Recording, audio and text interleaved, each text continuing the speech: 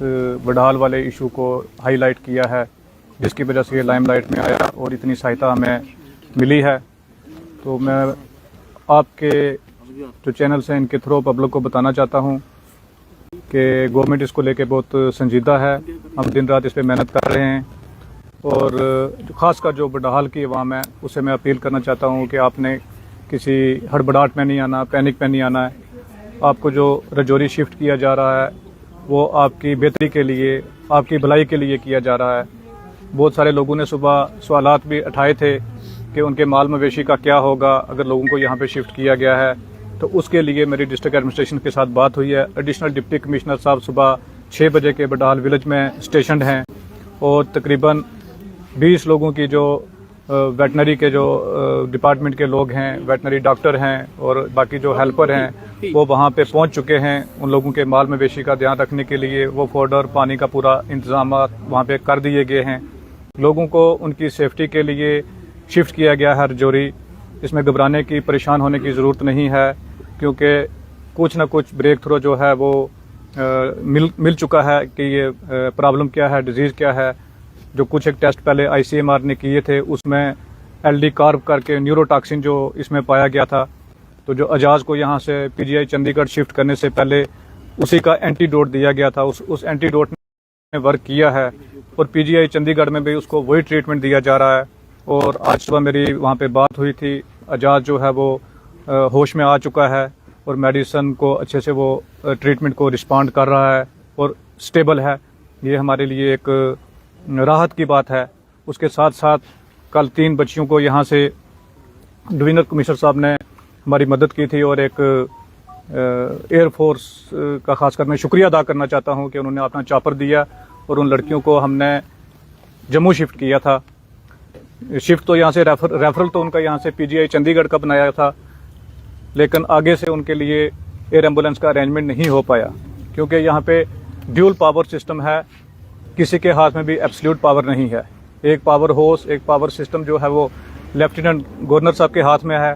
सारी ब्यूरोक्रेसी जो IAS officer उनके हाथ में है और वहीं चीफ मिनिस्टर साहब के पास पूरी अथॉरिटी, पूरी पावर नहीं है। उसकी वजह से कहीं ना कहीं जो सिस्टम को जैसे रिस्पॉन्ड करना चाहिए था वैसे नहीं हुआ। वो लड़कियां जो है सिस्टम फेलियर की वजह से, जो हमारा ब्यूरोक्रेटिक सेटअप है उसके फेलियर की वजह से उनको आगे शिफ्ट नहीं कर पाए हम। मैं रात लेट नाइट तक इस मुद्दे के ऊपर सेक्रेटरी हेल्थ से भी टच में रहा हूँ, प्रिंसिपल GMC जम्मू से भी और PGI चंडीगढ़ में भी। तो मेरी सरकार से यही अपील है कि जल्द अज जल्द एक एयर एम्बुलेंस स्पेशली जो बडहाल के लोगों के लिए स्टेशन रखी जाए, चाहे वो रजौरी में रखी जाए या जम्मू में रखी जाए, ताकि इनको एडवांस ट्रीटमेंट के लिए आगे भेजा जाए। और मैं आपके चैनल के माध्यम के थ्रू लेफ्टिनेंट गवर्नर साहब को, चीफ मिनिस्टर साहब को और चीफ सेक्रेटरी साहब को अपील करना चाहता हूं और डिविजनल एडमिनिस्ट्रेशन को कि इसमें कोई कोताही ना बरती जाए। एयर एम्बुलेंस का जल्द अज जल्द अरेंजमेंट किया जाए, ताकि जो खालिदा एक बच्ची है जो GMC जम्मू में ज़ेरे इलाज है उसको इमीडिएटली PGI चंडीगढ़ शिफ्ट किया जाए और 2 बच्चियां जो स्टेबल हैं थोड़ी SMGS हॉस्पिटल में, अभी मियां मेर अली साहब वहाँ पे उनके पास गए हैं, वो भी कोशिश कर रहे हैं जो MLA कंगन है कि उनको जल्द अज जल्द PGI चंडीगढ़ शिफ्ट किया जाए। तो मैं फिर लोगों को एक बार यकीन दहानी दिलाना चाहता हूँ कि 24/7 हम इस पर कर रहे हैं, काम कर रहे हैं। इंशाल्लाह हमें जल्दी ब्रेक थ्रू इसमें मिल जाएगा। और पब्लिक के साथ मेरी यही अपील है कि अब एडमिनिस्ट्रेशन के साथ, हेल्थ डिपार्टमेंट के साथ, पुलिस के साथ कोऑपरेट करें, घबराएं ना, और इस मुश्किल की घड़ी में मैं उनके साथ खड़ा हूँ। सर, आपने दिक्कत की बात की, ड्यूल पावर सिस्टम की भी बात की, कहाँ पे असल दिक्कत आ रही है? क्योंकि एक हेल्थ क्राइसिस की सिचुएशन है और अगर ऊपर वाला ना करे, कल जैसा एक पेशेंट 5 किलोमीटर दूर से आया, अगर कहीं आउट ब्रेक हुआ तो सबके हाथ खड़े हो जाएंगे।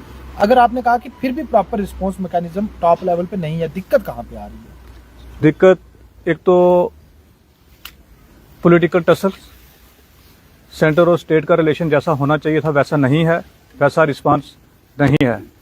यहाँ पे दिक्कत आ रही है। जैसे ब्यूरोक्रेसी है वो पूरे तरीके से चीफ मिनिस्टर साहब के हाथ में नहीं है और डिफरेंट लेवल्स पे मेरी बात हुई है, एक दूसरे पे लगा रहा है, दूसरा तीसरे पे लगा रहा है। तो वहाँ से अल्टीमेटली जो रगड़ा है वो पब्लिक को लग रहा है। मैं तो समझता हूँ कि नेशनल इमरजेंसी है, इसमें सबको एक दूसरे के साथ कॉपरेशन करना चाहिए। इस पे सियासत नहीं होनी चाहिए, इस पे ईगो क्लैश नहीं करनी चाहिए। जैसे कल जो पेशेंट हैं उनको यहाँ से हमने पीजीआई चंडीगढ़ के लिए डिप्टी कमिश्नर साहब ने रेफर बनाया था, और जब वो जम्मू वहाँ पे पहुँचे हैं, वहाँ से उनको जब तक आगे अरेंजमेंट होता एम्बुलेंसेस का उनको SMGS हॉस्पिटल पहुँचाया गया था। और इन द मेन टाइम जो GMC के प्रिंसिपल हैं उन्होंने कहीं पीजीआई चंडीगढ़ फ़ोन किया और वहाँ पे ईगो क्लैश कर गई, तो उन्होंने फिर आगे रेफरल नहीं बनाया, उनको रेफ़र नहीं किया। जब मैंने उनसे बात की उन्होंने कहा जी उन्होंने मना कर दिया, पीजीआई चंडीगढ़ ने पेशेंट्स को लेने के लिए उन्होंने मना कर दिया, उनके पास बेड नहीं है, उनके पास वेंटिलेटर नहीं है। फिर मैंने अपने पर्सनल कॉन्टैक्ट्स के थ्रू वहाँ पे बात की, उन्होंने कहा जी बिल्कुल हम इंतज़ार कर रहे हैं, आप पेशेंट्स को भेजिए। फिर अटेंडेंट को 3 बार रात को पीजीआई चंडीगढ़ से कॉल भी आई। मेरी तमाम कोशिशों के बावजूद principal GMC Jammu doctor Ashutosh ने हमारी कोई बात नहीं सुनी और उनको आगे रेफ़र नहीं किया गया। उसकी वजह से एक लड़की के पैरामीटर बहुत डिप कर गए हैं और वो क्रिटिकल कंडीशन में GMC जम्मू में अभी है। अभी मैंने चीफ मिनिस्टर साहब के ऑफिस में भी कांटेक्ट किया है, हम उसके लिए एयर एम्बुलेंस अरेंज कर रहे हैं ताकि उसको जल्द अज जल्द पीजीआई चंडीगढ़ शिफ्ट किया जाए। सर क्या मानते चले कि GMC जम्मू की वजह से लोगों की सेहत के साथ खिलवाड़ किया जा रहा है? बिल्कुल, हमारी जो GMC रजौरी की टीम है उसने जो एंटीडोट भी एक निकाल लिया था जो LD कार्ब के लिए, और आज जो 1 बजे मीटिंग रखी है प्रिंसिपल GMC रजौरी ने, जो सेकंड एक कैडमियम का जो आपने कल मैं एक मीटिंग में बैठा था, मैंने सुना है कि कैडमियम नाम का जो कोई एलिमेंट है वो पाया गया है अजाज के एक सैंपल में, तो वो भी एक न्यूरोटॉक्सिन है, वो भी सेंट्रल नर्व सिस्टम को अटैक करता है। उसके लिए भी एंटीडोट अभी एक मीटिंग बैठी है, उसके लिए भी तैयार हो जाएगा और वो दिया जाएगा। कहीं ना कहीं जो GMC प्रिंसिपल की बहुत बड़ी नेग्लिजेंस है इसमें। MLA साहब, जिस तरह से होम मिनिस्टर ने भी मीटिंग ली है और केंद्र से टीम्स भी भेजी गई हैं, तो क्या समझते हैं जब होम मिनिस्टर इसमें इन्वॉल्व हैं तो फिर कहीं ना कहीं कहाँ खामी है जिस वजह से कम्युनिकेशन गैप जो है नजर आ रहा है और कोलैप्स जो है सिस्टम? देखिए, ड्यूल पावर सिस्टम की वजह से, जैसे मैंने आपको बताया, और कम्युनिकेशन गैप उसकी वजह से ये सारा हो रहा है। और जो होम मिनिस्टर साहब ने टीम भेजी थी वो उन्होंने सिर्फ सैंपल उठाए हैं, वो सैंपल अभी तक रजौरी हैं, वो यहाँ से उनको एयरलिफ्ट करना चाहिए सैंपल्स को, क्योंकि यहाँ से पुलिस लेके जाएगी बाई रोड, वो उनको लखनऊ, पूना और दिल्ली पहुँचाएगी, उसमें 6 दिन लग जाएंगे। तो तब तक यहाँ पे क्या इमरजेंसी के हालात होंगे। जो सैंपल्स हैं उनको भी एयरलिफ्ट करना चाहिए, जल्द अज जल्द वो जो रिसर्च लैब है वहाँ पे पहुँचने चाहिए ताकि उसका कोई आउटकम आए। ये जो सब किया जा रहा है, होम मिनिस्टर साहब का हम शुक्रिया अदा करते हैं, उन्होंने टीम भेजी, लेकिन ये टीम फोटोशूट, सैंपलिंग और प्रेस कॉन्फ्रेंस, इससे आगे इसको सेंसिटिव तरीके से सोचना चाहिए ताकि इसका आउटकम जल्द अज जल्द निकले।